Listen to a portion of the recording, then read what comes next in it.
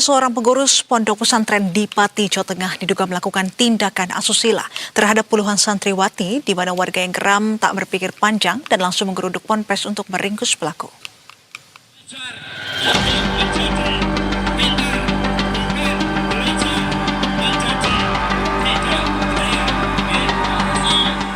Dunia santri kembali ternodai dengan kasus tindakan asusila yang terjadi di lingkungan pondok pesantren.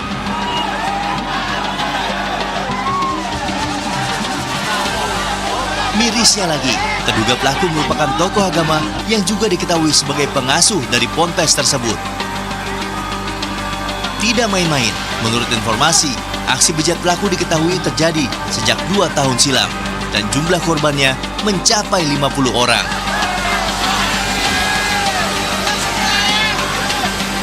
Ribuan warga yang geram menggeruduk pondok pesantren putri yang berada di desa Telogosari, Pati, Jawa Tengah. Ketegangan sempat memuncak saat perwakilan pengurus yayasan menemui massa. Warga yang tersulut emosi sempat melemparinya dengan botol air mineral, sembari menuntut agar terduga pelaku segera ditahan oleh pihak kepolisian.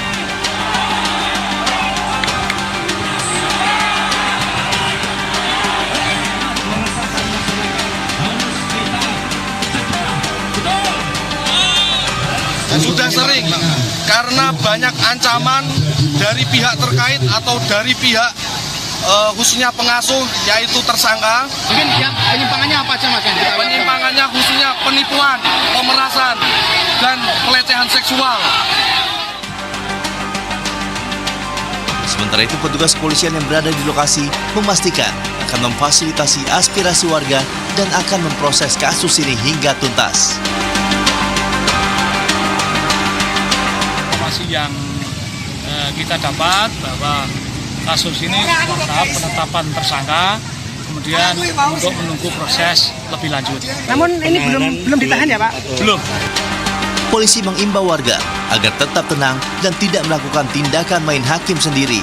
Pihak yayasan pun akhirnya berjanji akan memulangkan seluruh santri putri ke rumah masing-masing dalam waktu dekat. Jamaah Rizky, Berita 1, Pati, Jawa Tengah. Dan pemirsa, untuk mengetahui perkembangan kasus ini sudah bergabung bersama kami Koordinator Aksi Ulil Amri. Selamat siang, Cak Ulil. Selamat siang. Baik, sebelumnya terima kasih Anda sudah bersedia untuk berbincang bersama kami di Berita 1 Siang. Cak Ulil, bisa Anda jelaskan sebetulnya bagaimana awal mula kasus terkait dengan dugaan asusila ini bisa terungkap? Ya, terima kasih atas waktunya. Selamat siang.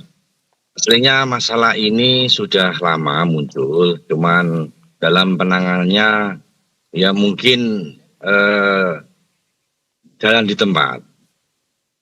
Dan kemarin memang dari kami aspirasi Aliansi Santri Pati untuk Demokrasi memang mempersiapkan diri untuk melakukan aksi di lokasi dengan tujuan kita akan membuka posko pengaduan dan pendampingan hukum secara gratis kepada santri yang terkena asusila yang selama ini menjadi masalah di pondok pesantren tersebut.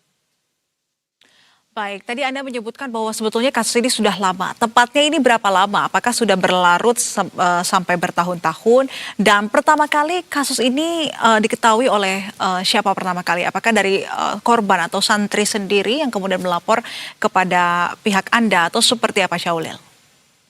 Ya, tepatnya tahunnya kurang lebih ya dari tahun 2024 mungkin ya. Lama nggak tahu, yang jelas kami secara detailnya belum, cuman dari laporan korban itu menyampaikan kepada beberapa teman, kemudian kita tampung, dan itu yang menjadi kenyataan masalah saat ini. Baik, Cak Ulil, setelah kasus ini kemudian mencuat dan akhirnya timbul respon dari warga setempat yang akhirnya menggeruduk dan juga melakukan aksi demo di pondok pesantren tersebut. Apa kemudian menjadi tuntutan dari warga terhadap terduga pelaku? Dari warga lingkungan Telogosari itu ada yang menyampaikan untuk satu, yaitu penutupan yayasan pencabutan dan santri yang ada dalam disuruh dipulangkan, dikasih waktu 3 kali 24 jam. Dan yang kedua, untuk kasus ini diproses secara hukum yang berlaku.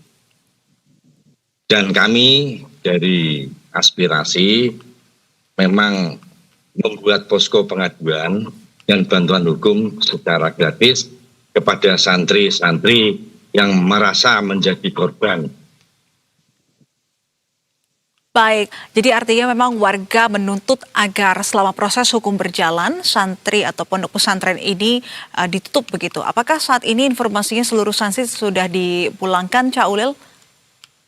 Ya, ada sebagian yang sudah dipulangkan dan waktu 3 kali 24 jam tetap kita kawal, tetap kita pantau. Baik, Cak Ulil, kalau berdasarkan keterangan dari para korban, sebetulnya apa atau bagaimana modus dari pelaku ini? Waduh, kalau berbicara modus itu kan terlalu nyun sewu, terlalu sensitif. Jadi nanti biar nanti press release-nya nanti di pihak penanganan hukumnya aja. Ini kan sudah ditetapkan menjadi tersangka dan proses hukumnya sudah berjalan. Baik, Cak Ulil, mengingat kasus ini kan sudah dari tahun 2024, Anda juga tadi menyebutkan bahwasannya didirikan posko untuk pelaporan begitu ya bagi para korban. Dan sejauh ini sudah ada berapa korban yang melapor kepada pihak Anda, serta juga berdasarkan informasi, sejauh ini ada berapa jumlah korbannya yang disebut ini bahkan mencapai puluhan korban. Betulkah demikian, Cak Ulil? Ya, kalau di luar saya mungkin seperti yang terekspos di sosial media, tapi yang dari kami ada 4 orang. Baik, dan 4 orang diantaranya apakah ini semuanya berada di bawah umur? Artinya masih di bawah umur atau seperti apa? Belum secara detail karena kami membuka posko pengaduan itu baru kemarin. Jadi aksi kami itu persiapannya agak mendadak. Jadi ya kemarin kita buka langsung ada pengaduan dari masyarakat, dari wali santri korban ada 4 orang. Sejauh ini proses hukumnya seperti apa? Apakah juga pelaku sudah ditangkap setelah ditetapkan menjadi tersangka, Cak Ulil?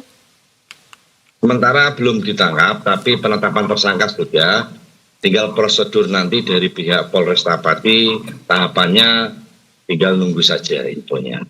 Baik, kalau seandainya kasus ini tidak berjalan sesuai dengan apa yang warga inginkan, lantas apakah akan ada aksi lanjutan atau seperti apa, Cak Ulil? Ya tetap kita aksi lagi. Baik, kalau begitu kita akan nantikan seperti apa bergulirnya kasus ini. Kita harapkan juga bisa terungkap secara terang benderang dan juga para korban mendapatkan keadilan. Terima kasih atas informasinya Koordinator Aksi Ulil Amri. Selamat siang dan selamat kembali beraktivitas.